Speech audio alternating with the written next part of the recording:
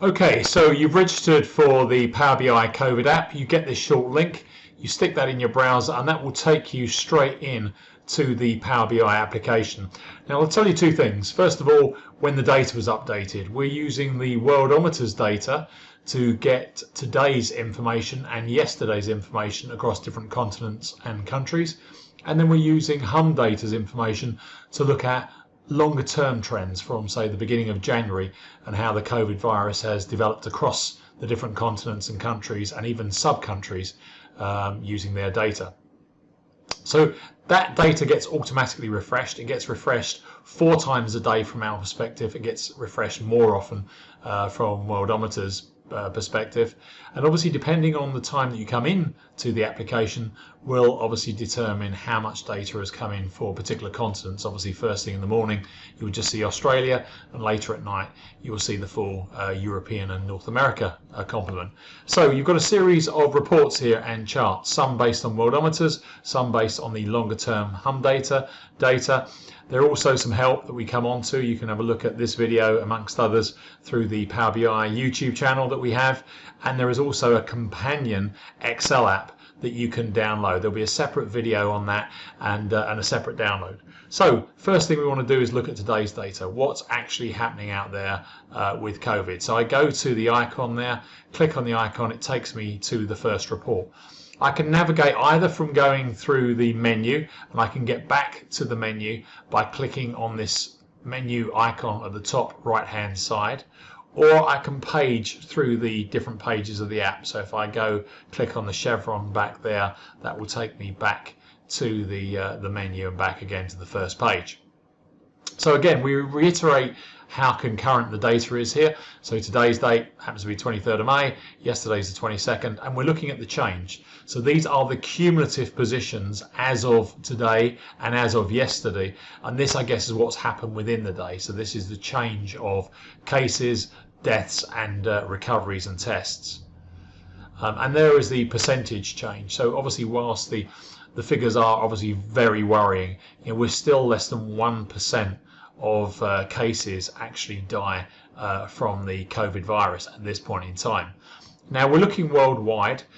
We can zoom in on a particular area. So if, for example, you wanted to have a look at the stats for America, as I hover over a country, it'll tell you all the stats for that particular country. But if I click on that country, you'll see it freezes it in the country there, and then we'll refresh the data just for that country, and it'll tell you at the top if you clicked on a country. So it says the continent there is North America and the country is the USA.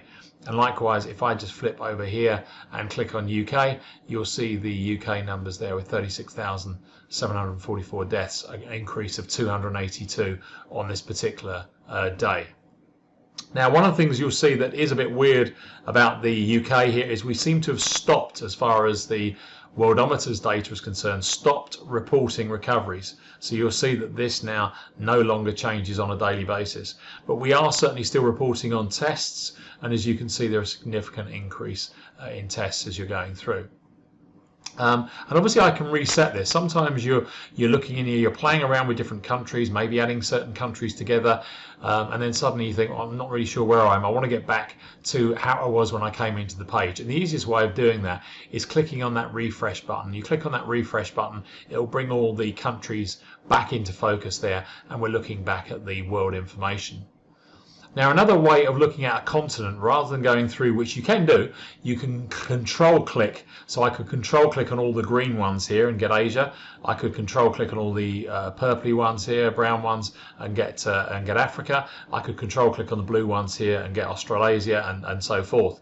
But there is a quicker way of doing that. If I actually just pick up the values here, I can pick up an entire continent. So if I wanted to home in on Africa, then when I do that, that will now give me the position for Africa, but also show me the individual countries. And you can see here Algeria and I suspect Egypt being the two high ones.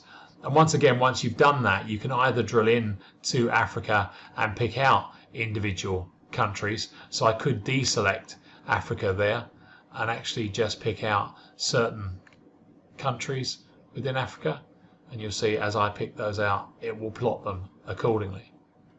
Now, sometimes when you're obviously selecting fields here, It's good that you can multiple select, but you might think, well, hold on, this is starting to get in the way of my map. So the easiest thing is to press that refresh button, and that just clears any overlapping selection boxes that you've got and just homes in on the data. So good news is we can look at it at continent, individual country, collective continents, collective countries. You can really take your pick here, and remember the filter button always resets it to how it was. So you might be interested in comparing two continents, in which case you could just say I want to compare Africa, and also by hitting the next button there I want to compare Africa and Asia.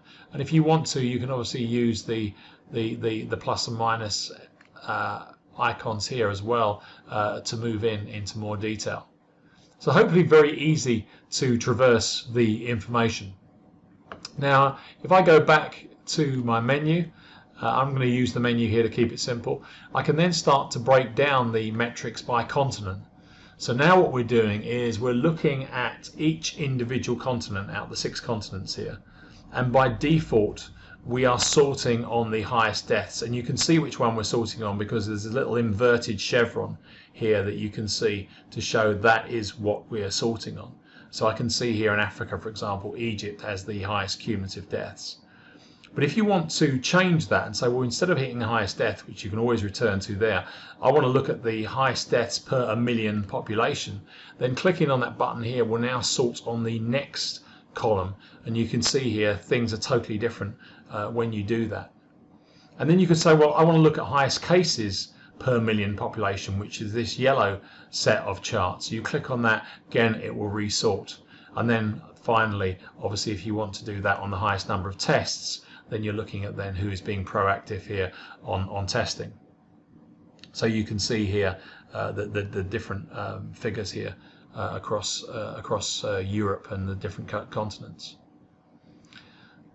So that is the next chart. I'm now going to just go on one here without going back to the menu, and now starting to look at trends on a longer term basis. If you remember, the Worldometers data only gives us today and yesterday, but the HDX data gives us a whole set of trends. So it's giving us back to January. You can see that there wasn't much happening in the world COVID-wise in January, but you can see it start to ramp up here. And you can hover now over individual countries, and now you'll get all 3 stats. You'll get the number of cases, and as you move in to those areas, you'll get the number of deaths, and you'll get the number of recoveries, and so forth. So I can home in on here, say on the UK, and it'll instantly show me the number of deaths. And again, I can obviously expand the maps accordingly if I want to look at a particular area or region there. But I can also, as well as doing that, I can actually drill down now into the country. So I could actually click on Europe here, and that will drill me down alphabetically here in terms of all the different countries and looking at their correlation between cases, deaths and recoveries. And it shows me overall as well what my key performance indicators here in terms of how many people recovers as a percentage of the cases out there, how many people die as a percentage of the cases out there, and how many of the active cases are there as a percentage of all cases registered. Now the final thing I can do, obviously I can home in here on a particular continent again, so I could perhaps look at Europe, and that will now home in on Europe, seeing Russia, big numbers there, and also now showing Europe now on its own with all the different countries, and obviously these scroll up and down accordingly. Remember, this button here turns off these dialogues if they're getting in your way.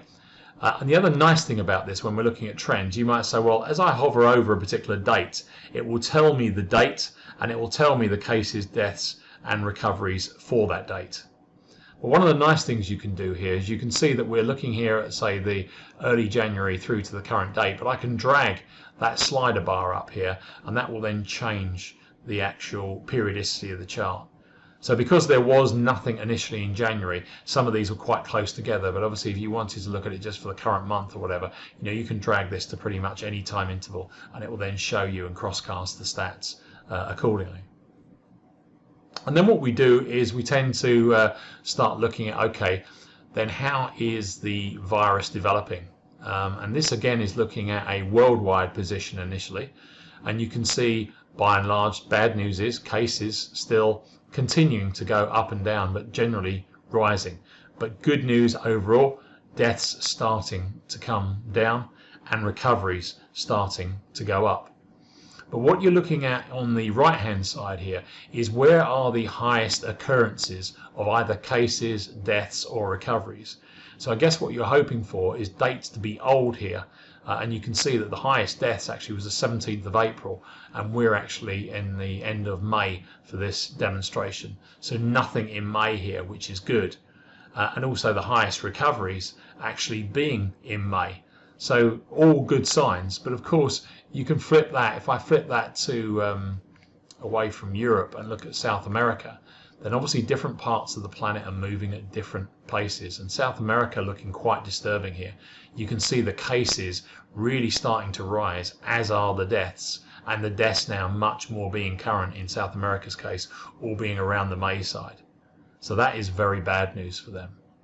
But of course you can also contrast that, and if we then look at Europe's position, then you're seeing what we kind of know here, that generally speaking now, cases coming down, deaths coming down, recoveries going up. And again, you can obviously do that for said any of the continents here and look across. And then what we do is try to analyze one area in a bit more detail. So whereas before we were kind of sorting things alphabetically because we were looking at all three things in the map, here we're homing in on one of them. So we're homing in here on number of cases that are in yellow. So we've had 5 million cases confirmed worldwide, and you can now see obviously how the cases develop, and as you hover over you can see the numbers against those accordingly. But I can also compare individual countries here. So if I click on the USA, you'll see it instantly goes across, and one country there's not particularly useful. But if you, on the left hand side here, hit the control key on your Windows keyboard and mark out different countries, you really can actually cross correlate any parts of the world here really easily as we go across. Yeah, so you can see that really simply. And then if I go on to the next report, I'm then unfortunately homing in on the worst part of the demo really, which is looking at the number of deaths. So the US and the UK unfortunately heading that. And if I drill down on here, you can see that for certain countries, not all the countries, they can be divided into more detail. And again, this kind of shocked me in a way. I just assumed the UK, to be honest, was England, Scotland, Wales, Northern Ireland. But actually you can see, and I presume this is the way we report our numbers, it's not just that. It's also the Channel Islands, the Isle of Man and Gibraltar. I found out the Gibraltar one when it was really weird. I was actually drilling down on a continent in South America, and it went South America, UK. I'm thinking South America, UK, and then actually went on to Falkland Islands. Sorry, not Gibraltar. Gibraltar was Europe, but Falkland Islands. So that's not declared in the UK's numbers, but also there is another hierarchy where the UK features, in this case in South America, because the hierarchy is all done on sovereignty. So again, when you're using your own MI application, thing to bear in mind the actual relevance and context of the data. And then last but not least, the more positive side, the recoveries. Now, one of the things you can do here is you can home in quickly on the map by clicking Australia there. And then obviously you can drill down on Australia here and see a breakdown. But one of the other nice things you can do here is if you click on the drill down icon here, you can see this little inverted arrow. Not on many countries, to be fair. Most countries don't have districts, but Australia is one that does. So if I now go with that drill down arrow on, click on Australia, you'll see now that drills me down into the individual territories within Australia. That's quite a nice feature to have if you're perhaps doing your own application. So hopefully you can see that we've got quite a good handle at very many different levels of the COVID virus. We can look at it on a worldwide basis. We can look at what the daily changes are. We can drill down into individual continents. We can drill down into countries. In some cases, we can drill down into districts or territories or regions within countries. And we can cross-correlate really easily using this application. So I hope you're going to get some use from this. If I go back to the menu, just want to pick up on a few other things. here. There is a little bit about the data, so if you wanted to see where our data came from and a little bit about the assumptions on it, by clicking there you can see here are the data sets that we use for the model, and here are the things you need to consider perhaps when you're looking at the data in terms of how up to date it is, how it's being reported, and so forth. There is a thanks here to my team under the version control here. If I click on that icon here, you can see here are the changes we've made. Again, I would suggest if you're building your own application, you always have change control in it, and here are all the people with links to them if you need to get in contact with them, the people that helped me put this app together. And last but not least, if you want to find out more and hear this video again, there is a whole bank of videos through the YouTube channel. And what I'll be doing on the next video is I'll be saying, well, if we've now exhausted the data and the way it's presented within Power BI, what happens if we wanted to present the same data in Excel? So there is a companion Excel model, and we'll talk about how do we download that and then use the information within Excel. Hope you found this interesting. I'll speak to you soon. Again, if there's something that you're interested in and saying, well, okay, we like the COVID app, perhaps we want to do something ourselves, then please don't forget to click on the Register Power BI Interest link at the bottom of the screen. Thank you.